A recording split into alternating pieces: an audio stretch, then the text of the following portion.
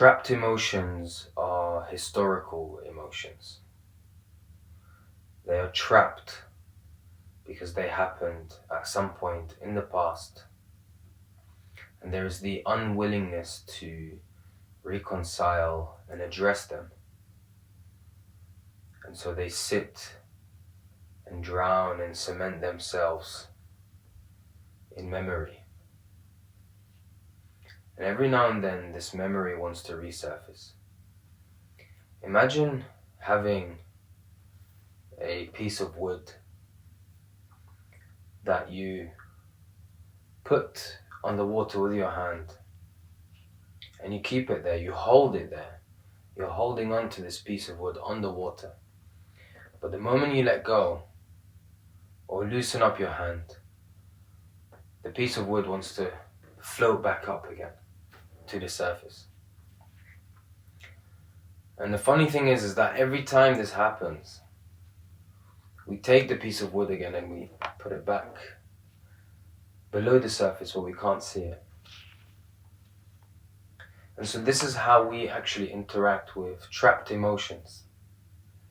They have this density and they constantly want to bubble up or float up, especially when taking part in meditation or self-inquiry, as more light is shined upon oneself.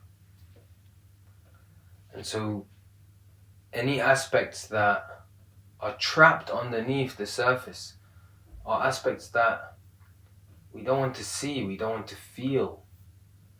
There's this desire to not want them.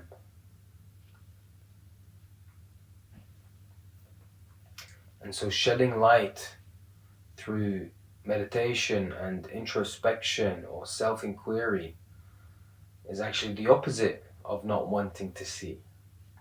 Light permeates all of darkness. Light permeates all aspects of life. And so if there's something that is trapped, that you are unwilling to address, unwilling to see, yet you are on this path of spirituality or the path of truth. You are here to discover truth. It's paradoxical.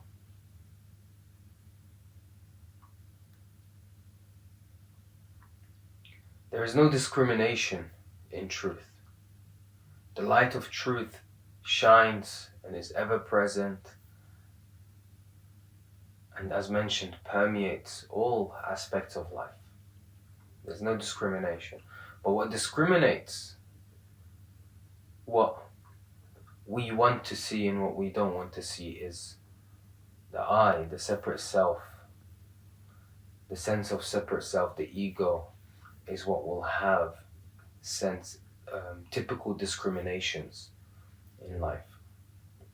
And so when there is this discrimination, in the same way we say, hey, I don't want to address this trapped emotion or this memory that I am holding on to, by the way, and I don't want to let go of it because it keeps my identity intact or gives me some sense of purpose or gives me something to keep running away from, which allows me to feel a sense of identity or a sense of anchoring in existence.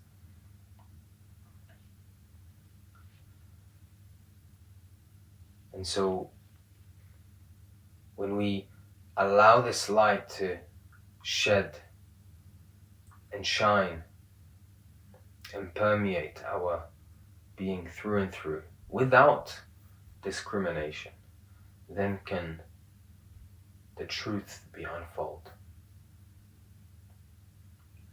If we have opinions and if we discriminate the truth and any aspects of ourselves that we hold on to keep our identity intact, then we cannot recognize the truth. It will always be filtered. It will always be filtered through the rules and categories of discrimination we have imposed on reality. And so trapped emotions,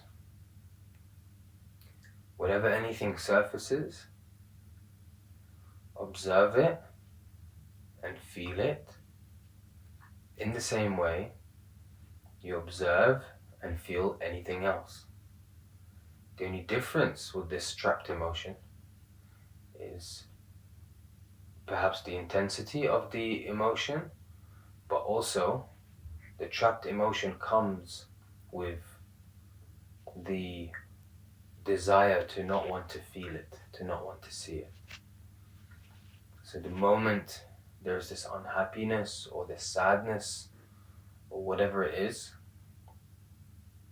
when that arises, if you look closely, you will also see that you don't want to address this. You don't want to see this. Whereas if you are getting by with your day and something nice happens, you suddenly find £1 million or $1 million on the floor. There is no desire or innate opinion that tells you that you don't want this. It's accepted. And so nothing about that gets trapped and will constantly resurface. It's a happy feeling, and we allow happy feelings. But in the same way, if we allow even the sad feelings to express themselves, they are felt, and there's an underlying and deep okayness with that, then eventually the wooden plank will float to the surface and then just drift away. Drift into the vast ocean that you are. So, if there's fear of addressing the trapped emotion, that fear could also be a trapped emotion. So, address the trapped emotion. Or if there is an unwillingness, or if there's an excuse as to why it shouldn't be addressed, all of these things are keeping the trapped emotion intact, very much like the hand that's holding the plank in the bottom of the ocean and under the surface. And so letting go, finally the hand can rest. And in the same way, the entire being can rest from holding on so much to all these different things. Thank you so much for watching. This is Hassan from the Spiritual Walks, and we are all on a journey towards the truth.